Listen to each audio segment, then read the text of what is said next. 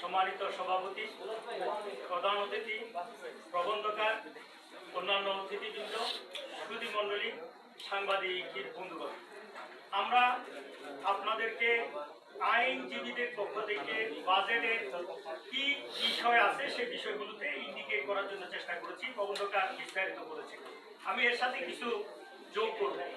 প্রথমত হলো আইনজীবীদের বিচার ব্যবস্থাপনার উপরে প্রস্তাবনা এসেছে, তাদের আর্থিক ক্ষমতা বাজেট বাড়ানোর জন্য। আমি স্পেসিফিকেশন করতে চাই, যারা সারা বাংলাদেশের ল অফিসার রয়েছেন তাদেরকে সম্মানজনক রেমুনেশন দিতে হবে, না হলে বাজেট যথার্থ হবে না, বিচার যথার্থ হবে না। আপনি দেখুন, জিপি পিপি থেকে শুরু করে বিভিন্ন আদালতে গিয়ে দেখবেন তাদেরকে যে পরিমাণ রেমুনেশন দেওয়া হয় তারা কিন্তু সরকারি মামলা মোকদ্দমার চাইতে অন্য কাজে তাদেরকে মনোনিবেশ করতে হয়।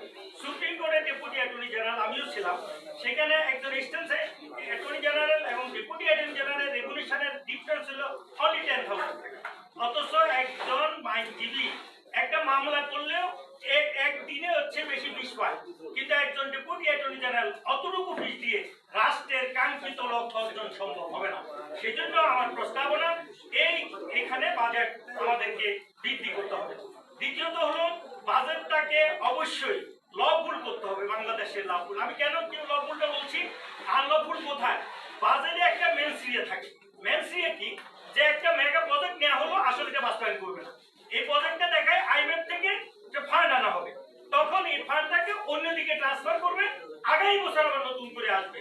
আমি বলছি এরকম মেনসিরিয়া পরিহার করতে হবে বাংলাদেশের বাজেটে। স্পেসিফিকেশন থাকতে হবে, ছোট প্রজেক্টে বাজেটগুলো আমাদেরকে নিতে হবে। বাজেটটাকে যদি আরো পারফেক্ট করতে হয়, আমাদের ব্যাংকিং খাতের এখন যে অস্থিরতা শুরু হয়েছে সেটা কিন্তু বন্ধ করতে হবে।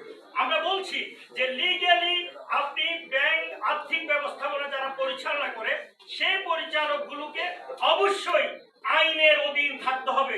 তারা যদি ডিফল্টার হয়, তারা যদি ঋণখেলাপি হয়, তারা যদি রাজনৈতিক ব্যবস্থাপনার সাথে সংশ্লিষ্ট থাকে, তাহলে দেখা যাচ্ছে যে বাংলাদেশের বাজেট কাঙ্ক্ষিত লক্ষ্যে পৌঁছানো সম্ভব হবে না। আমার সর্বশেষ যেটা প্রস্তাবনা সেটা হলো যে জিডিপি হারও আপনি দেখবেন তারা আনলফুলি তৈরি করে। জিডিপিটা হয় কখন? যখন উৎপাদন প্রোডাকশন উপর নির্ভর করে। প্রোডাকশন নাই, পানিতে সব ডুবে আছে, কিন্তু তারা টেবিল দিয়ে বসাইয়ে জিডিপি পার্সেন্টেজে বেশি দেখিয়ে বাজেটটাকে আনা হয়।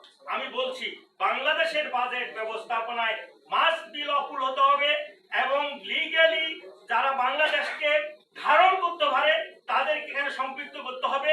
মুখরোচক মানুষকে দেখানোর জন্য কোনো বাজেট এই দেশের জন্য কল্যাণকর এবং লফুল বাজেট হবে বলে আমি মনে করি না। আপনার সবাইকে অনেক অনেক ধন্যবাদ।